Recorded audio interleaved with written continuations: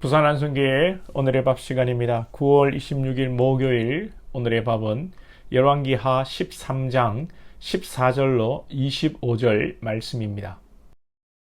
엘리사가 죽을 병이 들매 이스라엘의 왕 요아스가 그에게로 내려와 자기의 얼굴에 눈물을 흘리며 이르되 내 아버지여, 내 아버지여, 이스라엘의 병고와 마병이여. 하매 엘리사가 그에게 이르되 활과 화살들을 가져오소서. 하는지라 활과 화살들을 그에게 가져오매 또 이스라엘 왕에게 이르되 왕의 손으로 활을 잡으소서. 하매 그가 손으로 잡으니 엘리사가 자기 손을 왕의 손 위에 얹고 이르되 동쪽 창을 여소서. 하여 곧 열매 엘리사가 이르되 쏘소서.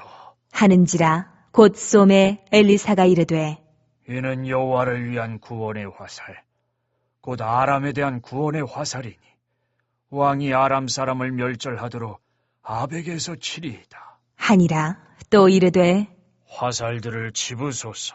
곧 집음에 엘리사가 또 이스라엘 왕에게 이르되 땅을 치소서. 하는지라. 이에 3번 치고 그친지라. 하나님의 사람이 노하여 이르되 왕이 대6번을 칠 것이니이다. 그리하였다면 왕이 아람을 진멸하기까지 쳤으리이다. 그런즉 이제는 왕이 아람을 3번만 치리이다. 하니라. 엘리사가 죽으니 그를 장사하였고 해가 바뀜에 모압 도적대들이 그 땅에 온지라. 마침 사람을 장사하는 자들이 그 도적대를 보고 그의 시체를 엘리사의 묘실에 들이던지매 시체가 엘리사의 뼈에 닿자 곧 회생하여 일어섰더라.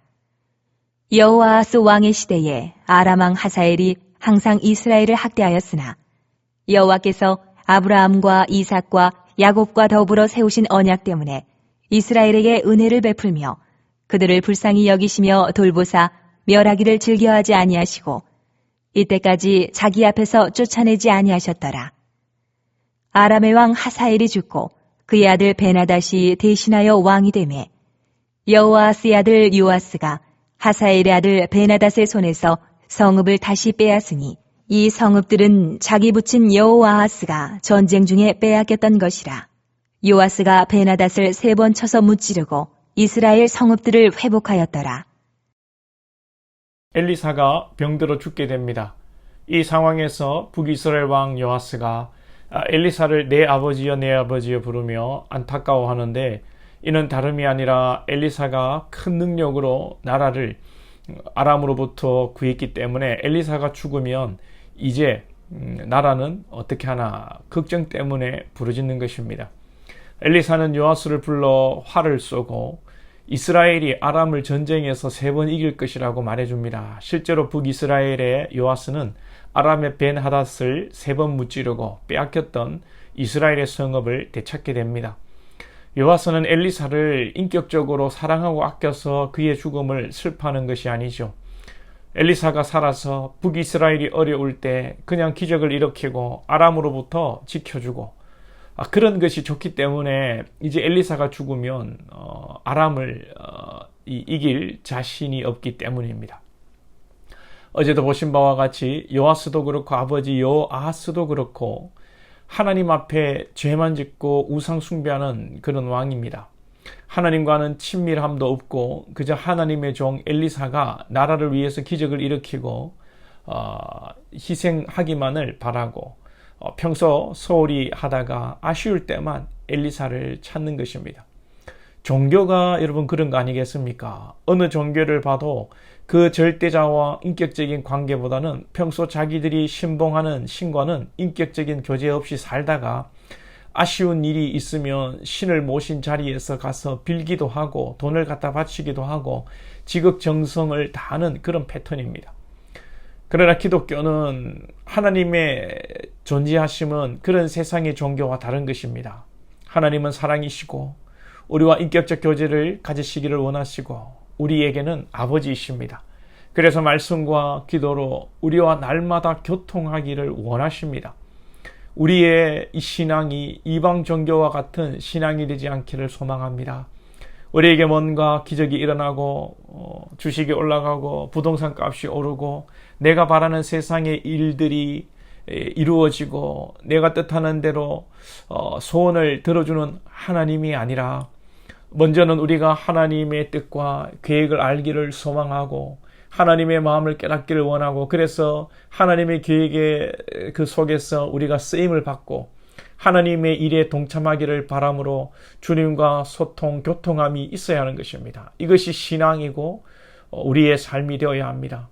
그리고 분명히 우상 숭배와 자신의 뜻대로 살아가는 이 요아스가 심판을 받아야 마땅한데 그런데 하나님께서는 죽은 엘리사의 뼈에 죽은 자가 닿자 살아나는 기적을 통해 미래를 암시하십니다. 엘리사는 죽지만 하나님께서 엘리사의 능력으로 이스라엘에게 함께 하시겠다는 것입니다. 그리고 요아스를 통해 이스라엘을 아람으로부터 지키고 빼앗겼던 성읍을 찾게 하신다고 하셨지요.